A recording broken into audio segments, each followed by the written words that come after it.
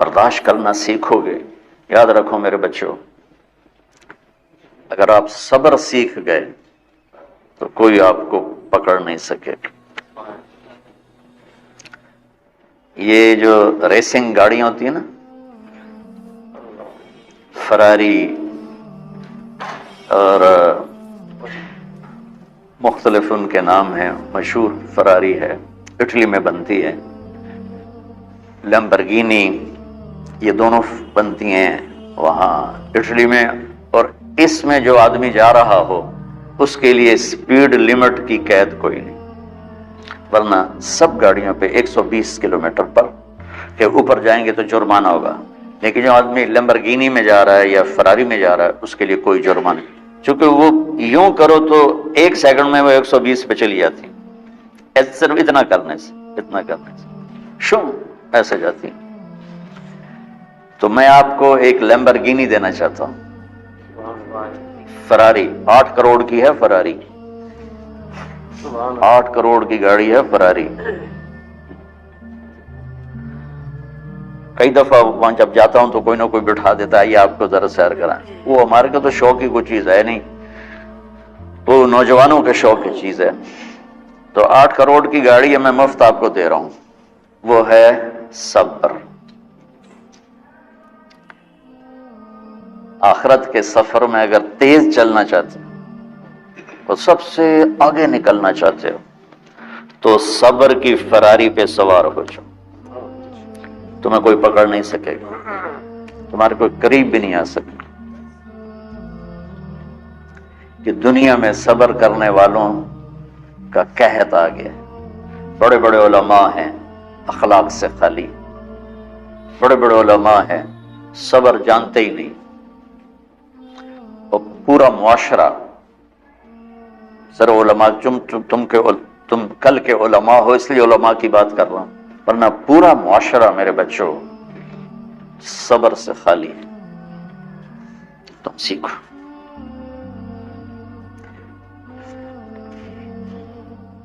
دیکھو میری ایک بات سنو، علم کی کمی ہو تو اچھے اخلاق اس کو چھپا دیتے ہیں، اخلاق کی کمی ہو تو بڑے سے بڑا علم بھی اسے چھپا نہیں سکتا. سارے عیب ہوں اور اخلاق اچھے ہوں تو اخلاق وہ چادر ہے جس میں سارے عیب چھپ جائیں گے. بس ساری صفتیں ہوں اور بد اخلاق ہو تو ہر صفت کو بد اخلاقی چھپا دے گی. میرے نبی نے نماز لمبی پڑھی، اللہ نے روک دیا، کہا نہیں چاہیے. ما انزلنا علیک القرآن لتشقی، مختصر نماز پڑھیں، درمیانی نماز پڑھیں. پیسہ سارا خرچ کر دے، اللہ نے روک دیا. ولا تبسطھا کل البسط، میرے نبی سارا خرچ نہ کرو، کچھ بچا کے بھی رکھو. تبلیغ میں اپنی جان کھپائی، اللہ نے اس سے بھی روک دیا. فلا تذهب نفسک علیہم حسرات، تبلیغ کرو خود نہ مر جاؤ. تبلیغ کتنا بڑا عمل ہے، اللہ نے کہا اعتدال. نماز کتنا بڑا عمل ہے، اللہ نے کہا درمیانہ ہاتھ رکھو. مال خرچ کرنا کتنا بڑا عمل ہے، اللہ نے کہا درمیانہ ہاتھ رکھو. جب میرے لیے میں نے اخلاق میں بلند پرواز دکھائی تو اللہ نے کہا شاباش انک لعلی خلق عظیم. میرا نبی میں آپ کو شاباش دیتا ہوں، آپ کے اخلاق بڑے عالی شان. یہ نہیں کہا کہ اتنے بھی ذرا تھوڑا اکھ بھی کھائی کر کو کوڑا ہویا کر. تو تم مولوی بڑے غسیلے ہوتے ہو. تم میرے بچے بیٹھو نا اس لیے بات کر رہا ہوں. صبر نام کی شے ہی نہیں ہوتی. فقہ پڑھنا تو ہماری مت ماری جاتی. قرآن کو بھی فقہ کے انداز میں پڑھتے ہیں، حدیث کو بھی فقہ کے انداز میں پڑھتے ہیں. بخاری سے زیادہ امام بخاری پڑھاتے ہیں. ترجمۃ الباب پہ اتنا وقت لگا دیتے ہیں کہ حدیث جو اصل چیز ہے اس کی طرف توجہ نہیں جاتی. امام بخاری کی کتاب کا مقدمہ کوئی نہیں، تو اس پر جب بخاری شروع ہوتی ہے تو ہفتہ اس پہ سبق چلتا ہے کہ امام بخاری نے مقدمہ کیوں نہیں لکھا، جی میں سارے مل کے یعنی امام صاحب نے تو گلاں کی جان، میں اس کا اتنا آسان 1 منٹ میں اس سارے سبق کو ختم کر دیتا ہوں بخاری شریف کے، کہ دیکھو بھائی امام صاحب کا دل نہیں کیا مقدمہ لکھنے کو، اس لیے انہوں نے نہیں لکھا گلموں۔ ایک حدیث کے عنوان اور حدیث میں جوڑ نہیں تھا، تو شیخ رمزی بہت بڑے فاضل آدمی ہمارے فیصل آباد، میں نے کہا شیخ یہ جوڑ کوئی نہیں، کہ شیخ ھذا من اصعب ابواب البخاری، یہ بخاری شریف کے مشکل ترین ابواب میں سے ہے۔ میں نے کہا بڑا آسان کام ہے، امام بخاری بھول گئے، ترجمہ کوئی اور تھا، حدیث کوئی اور لکھ دی، بھول گئے، بشری تو ہیں، کیوں بچوں نو مصیبت وچ پاندے؟ تو بچوں شوق سے جاؤ، بہانے نہ کرو، ہماری ذرا تھوک ڈال کے پیٹوں میں درد،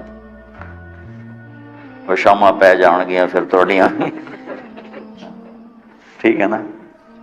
میں زیادہ بول نہیں سکتا ہوں، ضروری سمجھ کے آیا تھا کہ تم خوشی سے جاؤ۔ پھر اس میں جو ناگواری آئے گی اسے برداشت کرو گے تو پھر آپ کا صبر بڑھے گا۔ تمہیں صرف میری شہرت نظر آتی ہے، اس میں جتنا مجھے صبر کرنا پڑا ہے وہ تمہارے سامنے نہیں ہے، جتنی کڑوی گولیاں میں نے کھائی ہیں لوگوں سے وہ تو تمہیں نہیں پتا۔ اب تمہیں اتنا نظر آتا ہے کہ واہ واہ ہو رہی ہے آگے پیچھے لوگ، میرے اللہ کا کرم ہے، میری کیا اوقات، آج ہوں کل مر جاؤں گا، اولاد کو بھی یاد نہیں رہے گا کہ طارق جمیل کون تھا۔ جو ہے اس میرے رب کا کرم ہے، مجھے اپنی شہرت سے کبھی دھوکہ نہیں لگا، تو میرے بچے اس لیے بتا رہا ہوں، کوئی فخر نہیں، کہ مجھے اپنی شہرت سے کوئی دھوکہ نہیں، ایک لمحے کے لیے بھی مجھے دھوکہ نہیں، میرے دل کی گہرائیوں یہ بات اتری کہ سب میرے اللہ کا فضل ہے، اور برائی کرنے والا اور اچھائی کرنے والا میری نظر میں برابر ہو گیا ہے۔ برابر ہونے کا مطلب پہلے سمجھو، تو مجھے گالی دو گے مجھے تکلیف ہوگی، تو میری تعریف کرو گے مجھے خوشی ہوگی، اس کو برابری نہیں کہتے، وہ تو ایک طبعی چیز ہے۔ یہ میں نے ہاتھ پہ اپنا ہی ہاتھ مارا تو اس کو درد ہو رہا، تو اگر میں مولوی شوکت صاحب سے بدتمیزی سے بات کروں گا تو ان کو تکلیف ہوگی، اور میں ان کی قربانیاں بیان کروں گا، یہ ذرا کھڑے ہونا، ادھر ہاتھ دو، یہ اس سارے نقشے کے بانی ہیں، یہ پہلی اینٹ ہے، یہ 3000 روپے اس وقت لے رہے تھے 1985 میں 86 میں کراچی،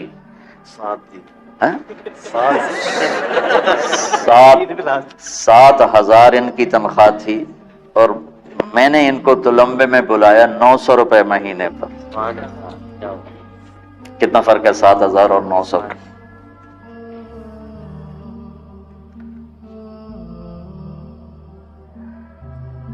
لوگ میری تعریف کرتے ہیں، میں اللہ کا شکر ادا کرتا ہوں، اور اس پہ میں تکبر میں نہیں آتا، یہ ہے مدح اور ذم برابر ہو جائے، یعنی تعریف کرنا اور برائی کرنا برابر ہو جانے کا مطلب یہ نہیں ہے کہ برائی کرنا سن کے اثر نہیں ہوتا اور تعریف سن کے اثر نہیں ہوتا، نہیں، برابر ہونے کا مطلب بتا رہا ہوں، اس کی توفیق تائید رحمت اپنی اولاد کو بتا رہا ہوں۔